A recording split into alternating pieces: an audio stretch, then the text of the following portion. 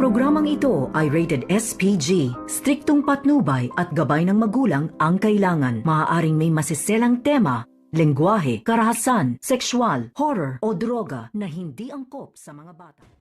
Tatawagan nga dito ni Carlos itong si Zoe dahil nag-aalala nga ito at narinig kasi dito ni Carlos dito kay Giselle na nawawala nga daw itong si Zoe. Kaya naman ang hindi nga nila inaasahan ay nasa likod pala dito ni RJ itong si Carlos at narinig naman ang kanilang pag-uusap. At sinabi naman dito ni Zoe na nakokonsensya na nga daw siya sa ginawa dito ni Moira sa kanyang lolo Pepe. Hindi niya kakayanin kapag may nangyaring masama dito sa kanyang lolo. Kahit na sabihin na hindi niya ito kadugo at mahal niya pa rin ito dahil ito nga ang tinuturing niyang lolo. Samantalang, nagkaroon nga ng pagtatalo sa pagitan dito kay Carlos at ni RJ.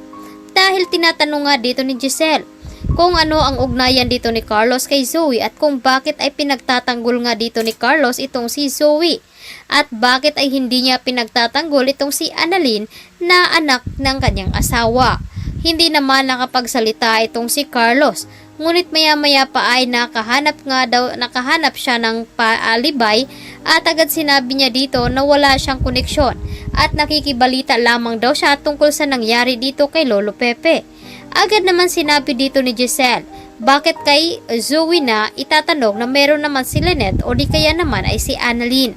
Kaya naman, nagdududa itong si Giselle at sinabi dito ni Carlos na wala daw siyang koneksyon at kontak dito kay Zoe. Agad naman binara dito ni Annalyn at sinabi niya kung wala daw silang koneksyon at bakit nga daw tumatawag itong si Carlos kay Zoe.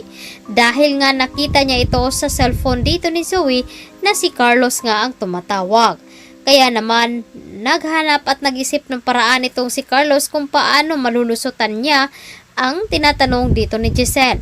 Agad naman sinabi dito ni Carlos na nagkaroon nga daw sila ng homecoming alumni noon at napag-usapan nga nila dito kay Zoe ang tungkol sa nangyari.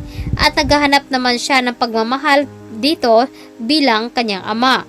Agad naman sinabi dito ni Carlos na kaya daw nagpahingi ng advice itong si Zoe sa kanya dahil hindi daw makausap ni Zoe itong si RJ. Kaya kay Carlos na lamang daw ito lumapit.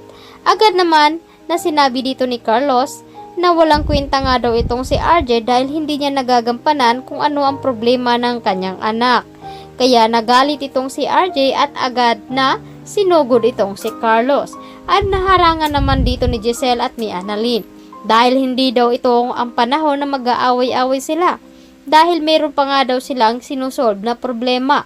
Ang hindi inaasahan dito ni Carlos ay nasa mga panganib itong si Lynette dahil sa pag-uutos dito ni Moira dito kay Dax. Sakto naman na pumunta doon itong si Regan at Harry. Pilit naman na pinapaiwan doon at huwag daw muna umalis itong si Harry at Regan. Agad naman na pinapakain dito ni Lynette ng makakain at dessert. Agad na sumulat itong si Lynette sa maliit na papel na kailangan niya ng tulong. At naglagay naman siya ng tinidor sa kanyang gilid upang magamit niya ito doon kila Dax.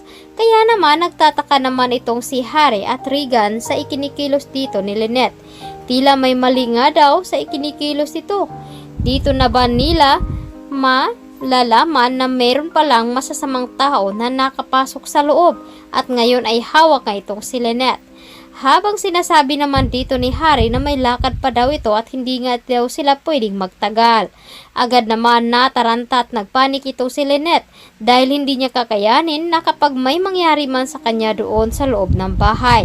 Kaya ito ang dapat nating aabangan ngayong hapon dito lamang sa Abot Kamay na Pangarap. Maraming salamat sa inyo.